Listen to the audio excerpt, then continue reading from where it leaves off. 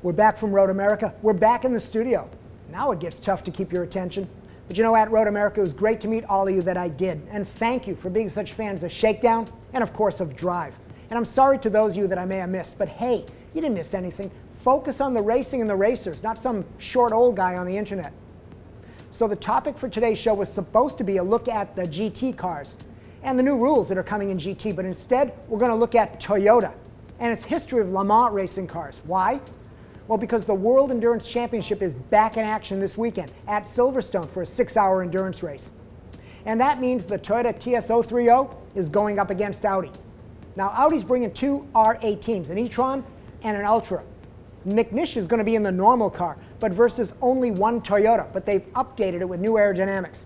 And that got me all fired up about how Toyota has attacked Lama year after year, but never really finishes the job. Yeah, the cars were cool, but to me the results were never all the way home. You know, it's kind of like only a kiss at the door, nothing more. Plus, there was other racing news that got me into this whole turning Japanese mood. Come back and you'll see what I mean.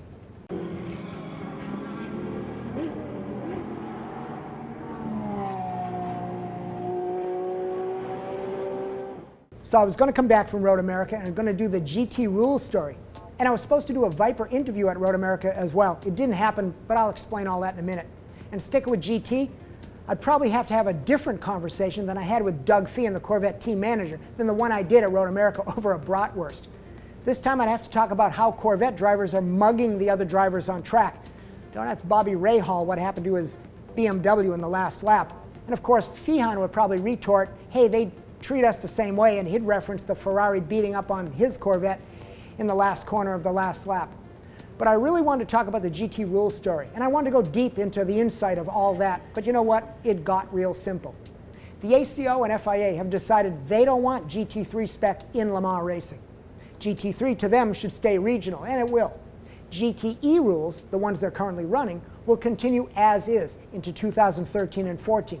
Although one manufacturer says doing it that way still creates such a high barrier of entry and expense for new manufacturers to come in. Yeah, but then he explained they're going to do a GTE car anyway, so I guess all bets are off. I respect the confidentiality, and I'm not going to tell you who told me all that. I'll let you guys guess in the comments. Now, ALMS is going to create a new class, GTE Am, just like they have in Europe and Le Mans, with the Ferraris and all the GTE Am cars running against Pro cars as well. There'll be no spec difference between Pro and Am, and it's all about selling cars and to get gentlemen drivers to step up and spend their money. And the paddock talk in ALMS has been active.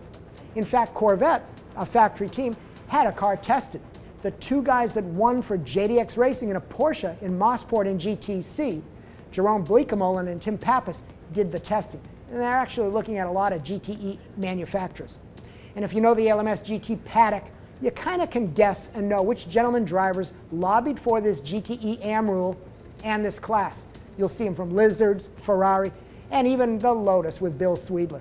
And Pappas, he of GTC Championship, he went up and ran P2, but went off the deep end financially, quite frankly, so GTE Am to him makes perfect sense. It's all going to happen in 2013, and that's going to be a new class for ALMS. And that's the big American Le Mans Series problem. Too many podiums. They're going to have 5 classes, P1, P2, LMPC, GTE Pro, GTE Am, and GTC. What is this? Kids soccer where everyone gets a medal? Staying with the GT stories, we were also supposed to, as I mentioned, have that talk and interview with SRT Viper at Road America to get the behind-scenes facts on what's going on with that program. Bill Riley, the company that builds the Viper for SRT, SRT, the company's program manager, and Tommy Kendall, one of the drivers, we're all going to sit down and chat with me.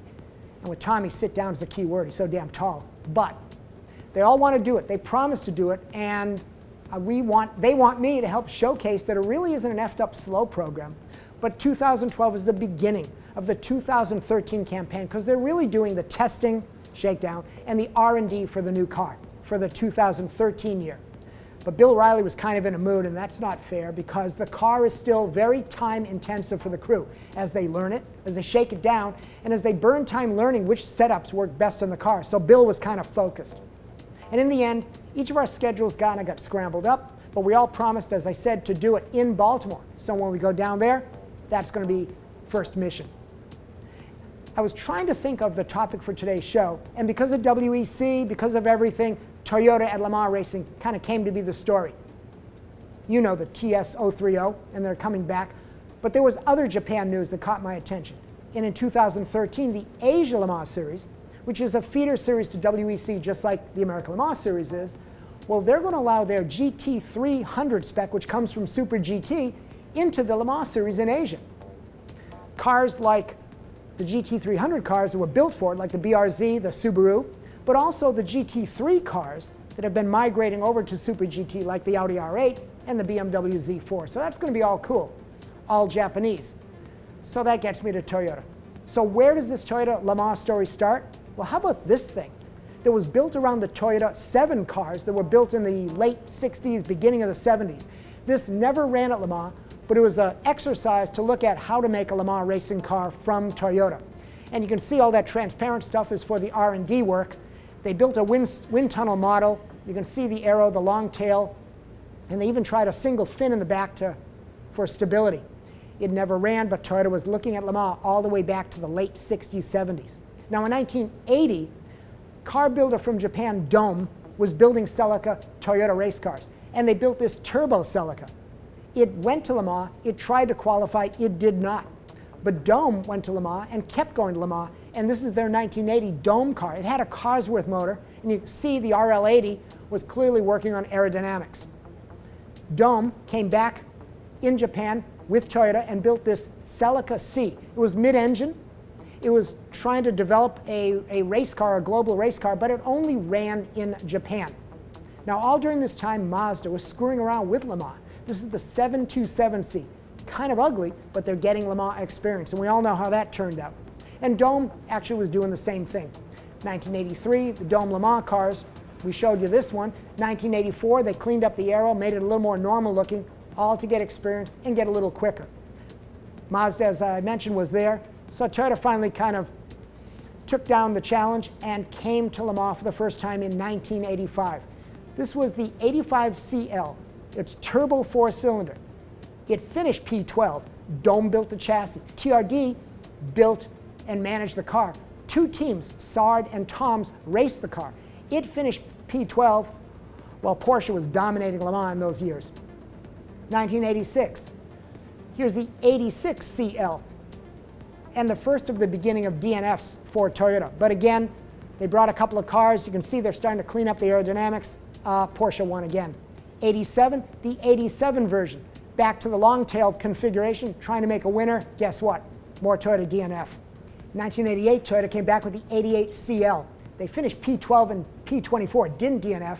Jaguar won the race. But the 88C is important because in America, Dan Gurney's All-American Racers was racing for Toyota in IMSA GTP, and they used the 88C as a test bed to collect data and learn how to win. And that got Gurney to this dominant beast, his own purpose-built Eagle chassis with a Toyota 4-cylinder making 1,000 horsepower plus, and they won the championship and kicked all the other manufacturers out.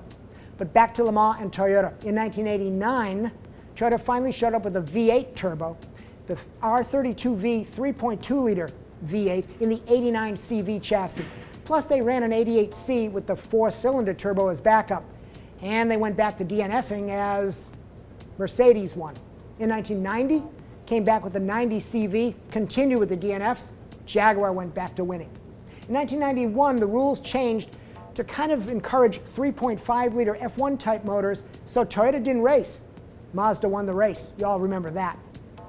1992, Toyota came back with the TS010 with a small V10, V8 engine. Check me on those facts. F1 derived, and they started to show some success. They finished P2, P8 and P9 with the others, one DNF. Peugeot won the race. In 1993, there were two sets of rules because the F1 thing kind of wasn't working out. So Toyota showed up with two TS010s and two 93 CVs with a 3.6-liter V8 twin turbo. The cars finished P4, 5, 6, and 8. 010 finished P4, the two 93s, and then the 010 was the eighth place. All the while, Peugeot won the race again. Then in 1994, the rules of the 3.5-liter F1 motors went away. The rules were good for the 94 CV And here's where Jeff Krosnoff, Eddie Irvine, I think, and his team finished P2, one lap down from the Porsche, the not factory Porsche, the dour Porsche. And that was the beginning of Toyota's success and got them all encouraged. But somehow the rules changed in prototypes, so in 1995, Toyota came back, but with production-based cars. The Supra that ran in GT, and an MR2-derived MC8-R with a 4-liter V8 twin-turbo mid-mounted. All the while, McLaren in the F1 won the race. 1996, the same Supra, but you can start to see the updates in aerodynamics and some technical stuff, and the MR2 got updated as well. One of them finished P24, Porsche won the race. In 1997, there were no Toyotas, Porsche won the race, which gets us to 1998 when Toyota really got serious with everyone's favorite car, the Toyota 1 or TS020. It finished P9, it DNF'd with the 3 cars, Porsche won the race. But they came back in 1999, more serious than ever. The competition was tough. Audi entered the race. Toyota finished P2. Audi finished P3 and P4. BMW won the race, but that was the beginning of Audi domination, and Toyota was done. 2000 was all Audi.